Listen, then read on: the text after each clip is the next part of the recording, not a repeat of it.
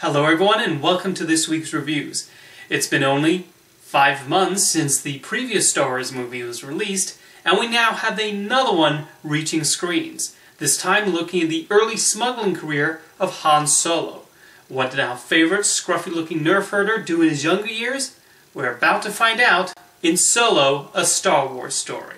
I imagine a lot of eyes are on Alden Ehrenreich and whether he embodies the role of Han Solo, and I think he does a wonderful job. Rather than going for a full-on impersonation of Harrison Ford, he instead brings his own swagger and charm, and since this is a younger Han, there is a bit of a cock of the walk to him.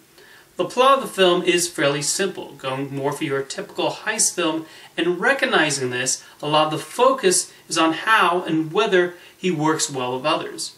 His relationship with Chewbacca is nicely portrayed, and it's easy to see why they bonded so quickly. Donald Glover also brings the proper charm to Lando Calrissian, and let's just say, that man sure loves his capes. I also really like the various aliens we encounter. There are a lot of clever ones depicted here, with some being animatronics and puppets, and others are computer animated. Ron Howard directs the action scenes with the proper level of energy, with the standout being one involving the Millennium Falcon. I did feel the film slightly dragged a little bit in the middle, but it manages to pick up fairly soon afterwards, though it really does lean in on the heist movie plot points. I also thought the cinematography was rather dark, with even the Millennium Falcon being dimly lit. Lucasfilm didn't want to pitch in for a couple of extra light bulbs? Come on. The references and in-jokes are also a little too on the nose and winking towards the camera.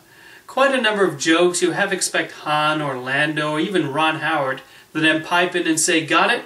It's that thing that will later come back in one of the other movies." Otherwise, while not among my favorite Star Wars movies, this still delivers a solid adventure, even if I don't think it'll be seen as one of the more essential films in the saga in the future. Next up is something a little bit more smaller and intimate, the romantic drama on Chesil Beach. While this is based on a book, watching on Chesil Beach, you might assume it's based on a play, and this is the feature directing debut of a theater director. But that's hardly a bad thing in this case. There are essentially two halves to this film, as we cut between a young couple in puppy dog love and their honeymoon in a hotel suite. The director, Dominic Cooke, primarily lets the lead actors, Saoirse Ronan and Billy Howe, do their thing, and their performances manage to show the conflicting views they're having as they finally begin their marriage. Ian McEwan, adapting his own novel, does not shy away from the frank sexual dialogue a newlywed couple would participate in, even in the early 1960s. The framing of the shots are particularly good at showing the odd feelings they are having. The other half of the storyline is not nearly as interesting, but nonetheless show an interesting divide between their two families and the class system.